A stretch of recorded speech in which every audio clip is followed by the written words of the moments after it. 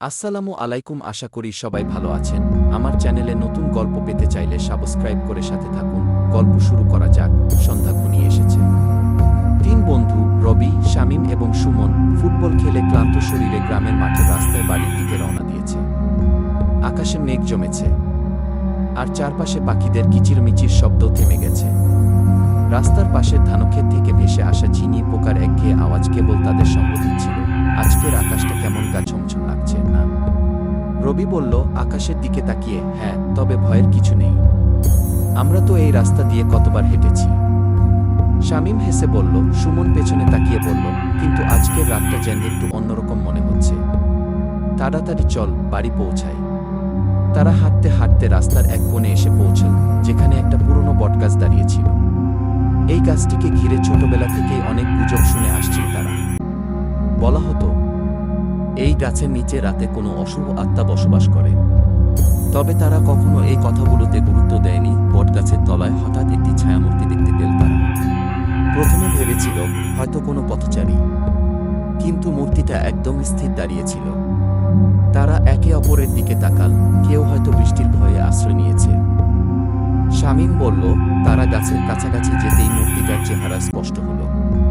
মূর্তিটা ছিল অস্বাভাবিক লম্বা, তার গায়ের চামড়া হাড়ের উপর এমনভাবে লেগেছিল যেন মাংস নেই। চোখ দুটো জ্বলজ্বল করছিল, আর ঠোঁটের কোণে শুকনো রক্তের দাগ ছিল। হঠাৎ মূর্তিটা বিকৃত এক হাসি দিয়ে তাদের দিকে তাকাল। রবি ফিসফিস করে বলল, এটা মানুষ নয়, কিছু একটা ভয়ঙ্কর। মূর্তিটা হঠাৎ তাদের দিকে ঝাঁপিয়ে পড়ল। তারা প্রাণ ভয়ে রাস্তার দিক থেকে দৌড়াতে শুরু করল। সুমন চিৎকার করে বলল, দ্রুত চলো, এটা কোনো নরখাদক। তিন বন্ধু একে অপরের হাত ধরেই ছুটছিল, কিন্তু হঠাৎ শামীম মাটিতে পড়ে গেল। রবি আর সুমন থেমে শামীমকে তুলে নিল। তবে ততক্ষণে মূর্তিটা তাদের আরও কাছে এসে পড়েছে। তার চোখের দৃষ্টি যেন তাদের হাত পর্যন্ত ছিঁড়ে খেতে চায়। তারা ধানক্ষেতের দিকে ছুটল, যেখানে অন্ধকার আরও ঘন।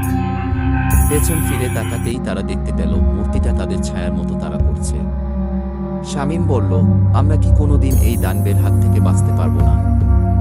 ঠিক সেই সময় গ্রামের প্রাচীন মন্দির থেকে ঘণ্টার শব্দ ভেসে এল।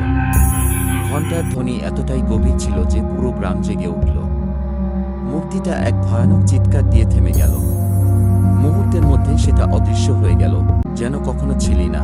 তিনজন হতভম্ব হয়ে দাঁড়িয়ে পড়ল। তাদের দম ফেলার সময়টুকু ছিল না। সুমন বলল, মন্দিরের ঘণ্টাধ্বনি আমাদের বাঁচিয়েছে। পরদিন সকালে তারা গ্রামের প্রবীণদের কাছে ঘটনাটি জানাল। প্রবীণরা বলল, এই নরখাদক বহু বছর ধরে এই মাঠে ঘুরে বেড়ায়। তবে মন্দিরের ঘণ্টাধ্বনি শুনলে সে পালিয়ে যায়। এটা শয়তানের শক্তি সহ্য করতে পারে না। রবি বলল, তাহলে আমাদের আরও সতর্ক হতে হবে। রাতে আর কখনো এই রাস্তায় পা দেব না। গ্রামের সবাই মিলে মন্দিরে পূজা অর্চনা করে সেই রাতে।